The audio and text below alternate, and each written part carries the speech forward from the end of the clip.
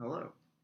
Welcome to Radio Free Gastonia, the internet's number one choice for emergency historical content that is just good enough. Today's episode is called Same as It Ever Was because we find ourselves where we are in August 2021, kind of feeling like the David Byrne song Talking Heads, Same as It Ever Was, Same as It Ever Was, or maybe Bill Murray in Groundhog's Day. We keep seeming to doing the same things over and over again. With this virus pandemic, it seems that we are not learning much in terms of lessons or making a connection between cause and effect. But that's part of the human condition. If you ever get to look at Tropic Zameta's series about the so-called Spanish flu epidemic of 1918, Ethan Keitel, the historian at Fresno State, has done a wonderful job looking at local newspaper reports from 1918, 1919 of how people actually responded to this. And it is fucking eerie because it sounds exactly like what we've gone through. When can we reopen? Why do we have to wear a mask? People getting in fight about masks, all this sort of stuff. So, same as it ever was. Now, when I started making these videos was because of COVID, really. Because as teachers, we had to make content for students to watch when we all had to be separated. And when that started in March 2020, I would never have imagined that. Honestly, I would not have imagined that this would still be going on in August 2021 and beyond. At this point, the virus is kind of like a 5-year-old who's 5 years and 20 or 2 months old, who you ask how old are you, and they say I'm 5 going on 4. Well, the virus is 5 going on 4 right now. It's going on, and it has the same attitude of a malicious toddler that is going to mess up our lives. God knows how long. I don't know. However, I do remember this moment back at the beginning of all this. It was March 11th, 2020. This was right before everything shut down. I was supposed to see a friend of mine from grad school and a couple other friends in Atlanta at the Euclid Yacht Club in Little Five Points in Atlanta. One of the people involved texted to say, I don't know if I should go out. I think it's kind of a bad idea. I was like, oh my God, you're being so ridiculous. But the other 2 friends did come. And that was the last restaurant I ate in or bar that I had to drink in for well over a year. I think back at that time, and I feel like it did feel a little spooky. It did feel like something was wrong. But maybe that's just sort of retroactive, memory. Something seemed very weird. And I mean, I think of that moment now, March 11th, 2020. And I think of this, wonderful poem by W.H. Auden. I think I was thinking about this poem at the time. It's called September 1st, 1939. Now, I think a lot of people will know why that's a significant date. And what Auden said is, I sit in one of the dives of 52nd Street, uncertain and afraid, as the clever hopes expire of a low, dishonest decade. Waves of anger and fear circulate over the bright and darkened lands of the earth, obsessing our private lives. The unmentionable odor of death offends the September night. Now, I mean, it would be very easy to say that, like, I'm just sort of mapping on this World War II kind of narrative onto our experiences, but what Auden was saying in 1939 is that, like, shit has not exactly gone down yet, but it's going to go down, and we already smell the unmistakable odor of death. And I think that's kind of how we felt. For Auden and many others, writers, artists, just activists, normal, regular people, politicians, 1939 was a big turning point. Like, most people knew something big was coming. And maybe some of us kind of had some sort of, like, animal, paranormal sort of intuition that something bad was happening. That's not to say that we saw this coming, but there was an ominous feeling at that time because we already knew about the virus and we didn't know how bad it was going to get. And when you think about, like, Auden and that generation that went into World War II, the reason why he and so many other people were so terrified is that everything was on the line.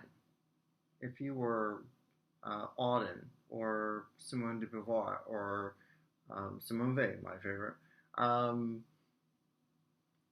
everything, the future of what we call Western civilization was on the edge.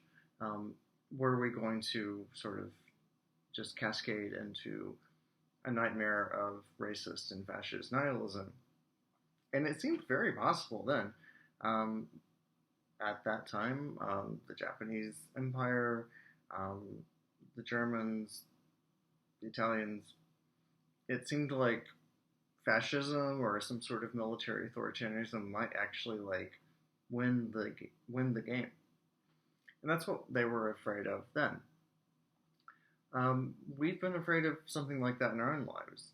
We've been afraid of it because of political reasons, just in the United States, but in many places. I mean, across the board. Brazil, Philippines, Hungary, even in places like the UK or Germany where the far right has really asserted itself and made it known that, like, something, as leftist activists once said, another world is possible. Just not a world you might want to live in. So Auden and his fellow sort of observers of the time in 1939 looked at this as a literally precipitous moment. But out of that whole experience, what we know is that as far as the liberal democracies of North America and Western Europe are concerned, the center did hold. The institutions did work. We got through World War II. We got through all of this with the institutions more or less intact. Of course, there was great repression of political dissent at home. There was persecution of minorities, most notably Japanese Americans who were interned in concentration camps. So it's not to say that it was, like, without blemish or I don't know. Like, it's not to say that this is justifying any of that. I'm just saying that if you're worried about the whole structure falling apart, then this seemed to be a moment where it was like, yeah, like, we still have elections, there's still a country. These things kind of held together civil liberties to some extent, right? Of course, you have the Cold War, and that's more complicated, but I feel like we just kind of live in a time like that now, where we feel like we're on the edge, the precipice of something. So it's ironic to call this like little episode or video Same as It Always Was, because in some ways it's about it not being same as it always was. It's about our fear, I think especially during the Trump administration, that we were irreversibly going on a course that was very strange, very different, very dark, and very bad.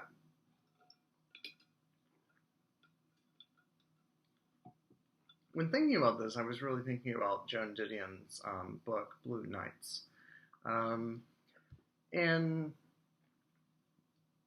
I was just thinking of it because like we like the people who were living through World War II or the Vietnam War or other conflicts, the Iraq War. A lot of people have lost a lot of things. A lot of people have lost a lot of people, and that loss is incalculable, and it is irreconcilable, it is incommensurable, it is a giant thing in the world. There's no way of like putting it on a spreadsheet or um, talking it down with a self-help book.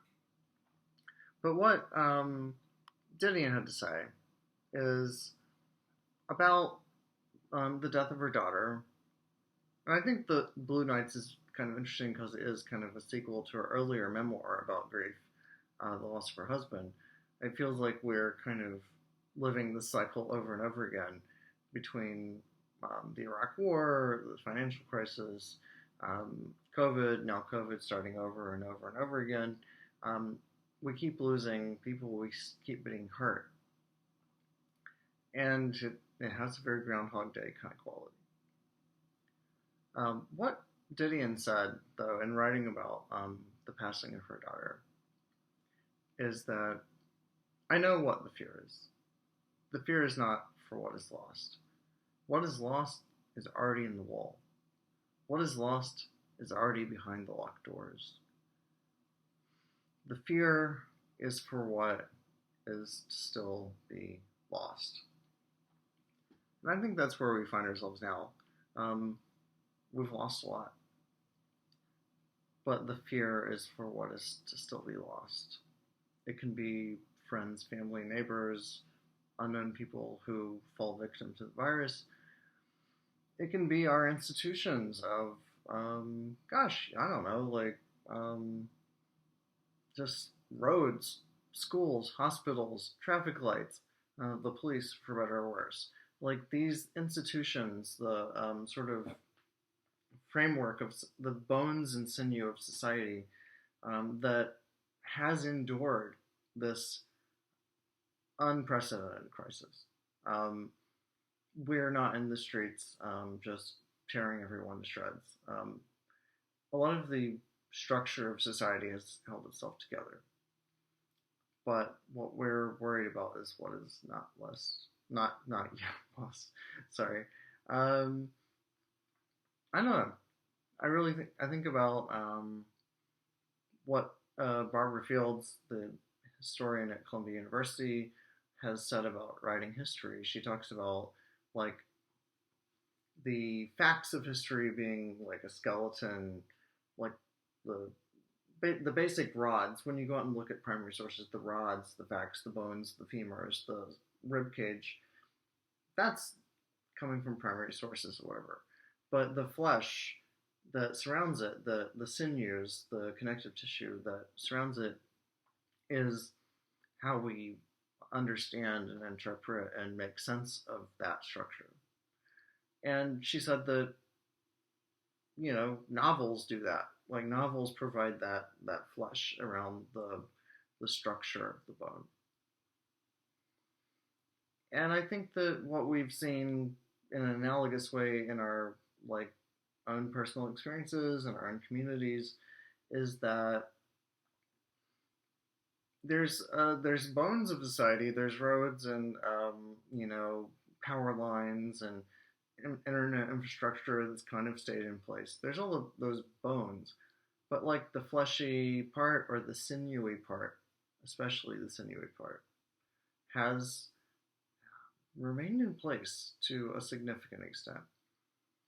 This is in the form of mutual aid that, so many communities, especially here in Atlanta, have done to fill the gap when state institutions were not able to provide services and when businesses were obviously not doing anything. Our relationships with our friends and family, the relationships that have been strengthened by this awful experience. I think of those as the sinews, the connective tissue of society. and then the stories are the flesh that surrounds it. We're still telling those stories, and we're still building out like what surrounds the sort of underlying structure that, in my opinion, thank God, does continue to exist. So that's just my perspective. Um, Thinking about where we are now going into this fall of 2021, where things are still scary. Like, they're not scary if you're not paying attention. I mean, they're scary in big picture terms, like climate change, our imminent sort of ecological catastrophe, but they should be scary in like very immediate personal terms for almost everyone who lives almost everywhere in the world. But we don't always like tell ourselves those stories. At this point, I think that we really should be grateful for what has held together. Um, I wouldn't want to say that someone whose whole life has been wrecked and destroyed by this chaos and this situation, but I'm just saying, in the aggregate, or those of us who are in a survivable situation, it is a miracle that all of this has worked as far as it has. And so this reminds me very much of a poem that I read during this pandemic. Um, it was by the poet Heidi Andrea Restrepo Rhodes.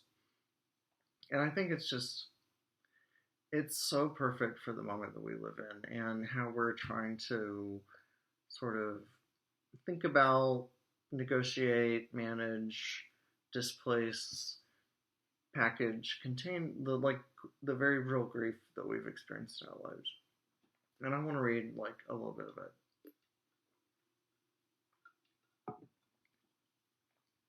So this is by Heidi Andrea Restrepo Rhodes, and it's a poem called "Blessed Art Thou Amongst."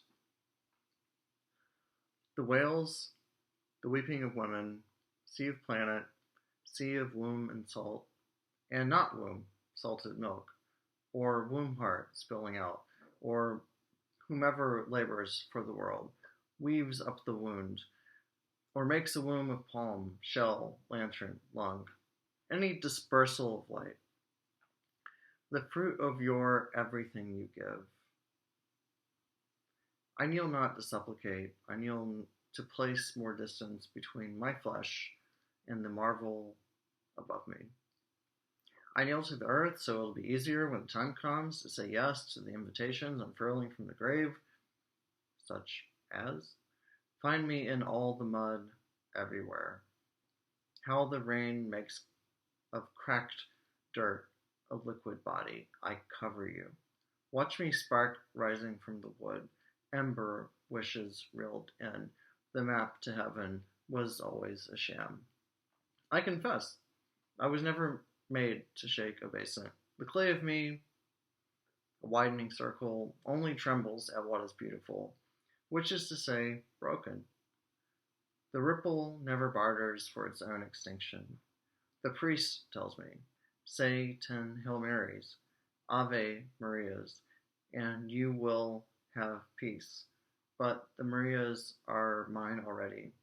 Ave, Ave, Ave, the grandmother is a bird, is an avenue, is a farewell and holy, an Eve, my mother, her mother, and all other Marias, sees, believe. I say, this is what it is to pray to an ocean. My mother did not see the sea until she was grown, but sea was name, salt in me, a sea of seas, all the M's I hum, all the M's, we of the mountains, and the moons that made us, Maria, Maria, Maria, Maria, Mar, Mar, Mar, Mar. What the waves were always saying, hoarse with the repetition of their mystery, of mothers, of mountains, wombs and moons, a memory swell capped with foam. Now, at the hour of my death, a whale, a water bird, sings, a sea, holds light, We are everywhere mothers of gods and moans, archbacks, wailing and wiling in the fruit of the hour, our many faces skies, the stars are our eyes. I read the whole poem, but I really love this so much. And I just think that what she's saying about loss, about grief, about the experience of fearing death is so powerful. If you have a chance to read it, it's on bostonreview.net. You can find it. It's again called "Blessed Are Thou Amongst." It's very biblical kind of language. But the thing she says that a widening circle only trembles at what is beautiful, which is to say, broken. Everything in our world is broken in some way or another, but it remains beautiful.